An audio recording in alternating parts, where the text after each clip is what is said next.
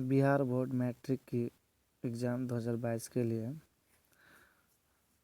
Science paper का revision chemistry से शुरू करते हैं। तो केमिस्ट्री का पहला चैप्टर है रासायनिक अभिक्रिया एवं समीकरण,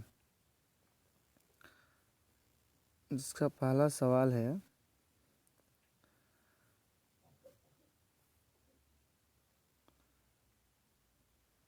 कि रासायनिक समीकरण में अभिकारकों के कुल भार उत्पाद के कुल भार के बराबर रहता है। तो इसे क्या कहते हैं? संतुलित रासायनिक समीकरण। रासायनिक समीकरण को उपयोगी बनाने के लिए निम्न में से कौन उपयुक्त नहीं है? तो इसके लिए सूत्रों को मातृभाषा में लिखना ये वाला सही नहीं होगा। निम्न में कौन से सूचना रासायनिक समीकरण से प्राप्त नहीं होता है? इससे आपका प्रतिक्रिया के रंग के बारे में हम लोग को पता नहीं चलता है। उसके बाद प्रतिफलों के मोलों का अनुपात पता चलता है, अभिकारकों का सूत्र पता चलता है, अभिकारकों में उपस्थित परमाणु पता चलता है। चौथा सवाल है ऐसे समीकरण जिसमें तीर के चिन्ह के दोनों ओर तत्वों के परमाणुओं की संख्या समान नहीं हो उसे क्या कहते हैं? तो उसे वह संतुलित रासायनिक समीकरण कहते हैं। अगला सवाल है 5वां नंबर कि निम्न में कौन समीकरण संतुलित है?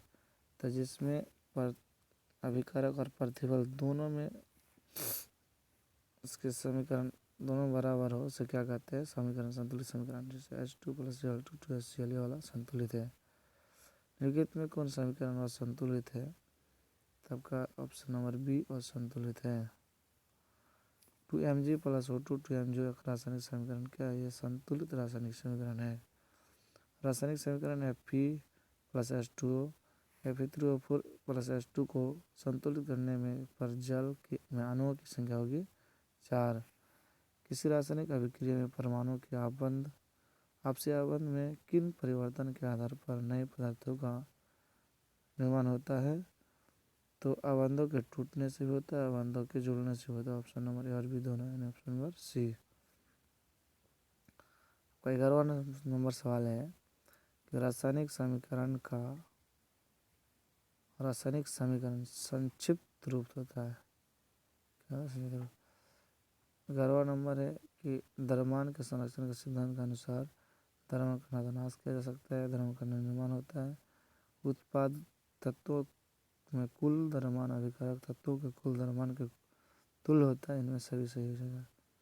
12 नंबर जब किसी अभिक्रिया के समय किसी पदार्थ में ऑक्सीजन की वृद्धि होती है तो निम्नलिखित में से क्या होता है? तो क्या होती है? उपचायन होती है। ग्लूकोज का रासायनिक सूत्र C6H12O6 होता है।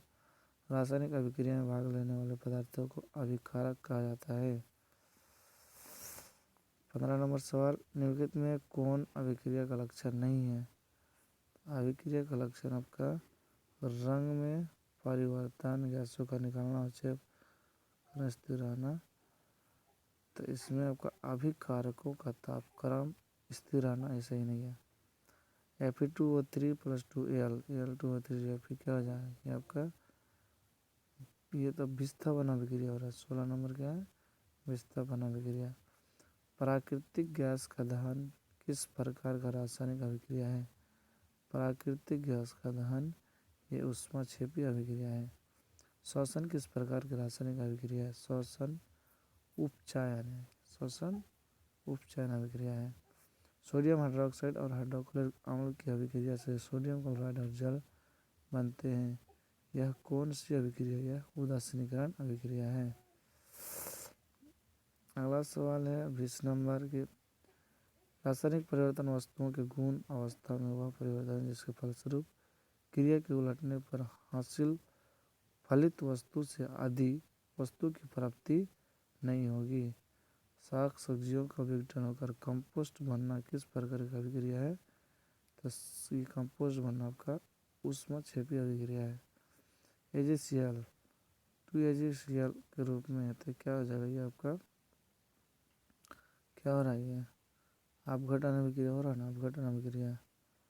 अगला 23 नंबर सवाल कहता है कि जिन अभिक्रियाओं में ऊर्जा अवशोषित होती है उन्हें क्या कहते हैं? ऊर्जा अवशोषित उष्मा शोषी अभिक्रिया, शोषी मतलब शोषण करना। Fe प्लस CuSO4 या PSO4 प्लस Cu यह अभिक्रिया के उदाहरण है। संयोजन, वियोजन, द्विविस्थापन, अणुगुणोत्ती क्या हो जाएगा आपका? विस्थापन अभिक्रिया हो जाएगा, दोनों का विस्थापन अभिक्रिया। Na2SO4 BaCl2 BaSO4 TnCl अभिक्रिया BaSO4 का श्वेत अवक्षेप बनाता है। तो इस अभिक्रिया को क्या कहते हैं? तो इस अभिक्रिया को अवक्षेप अभिक्रिया कहते हैं। श्वेत अवक्षेप बोला तो अवक्षेप अभिक्रिया। वे अभिक्रिया जिनमें अभिकारकों के बीच आयनों का आदान प्रदान होता है उन्हें क्या कहते हैं? द्विविस्थापन अभिक्रिया कहते हैं। उन्हें द्विविस्थापन अभिक्रिया कहा जाता है। निम्न में कौन अभिक्रिया का लक्षण है? अभिकारक रूप में परिवर्तन होना, उसके बाद अभिकारक के रूप के स्वरूप में परिवर्तन होना, ये भी सही है।